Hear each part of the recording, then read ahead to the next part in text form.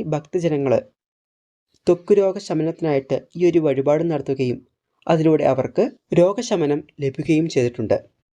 നിങ്ങളിൽ ആർക്കെങ്കിലും മാറാത്ത ത്വക്ക് രോഗമുണ്ടെങ്കിൽ, നിങ്ങൾക്കറിയാവുന്ന ആർക്കെങ്കിലും മാറാത്ത ത്വക്ക് രോഗമുണ്ടെങ്കിൽ ഈ ഒരു വഴിപാട് ഗുരുവായൂരപ്പന് സമർപ്പിച്ച് പ്രാർത്ഥിക്കാൻ പറയുക.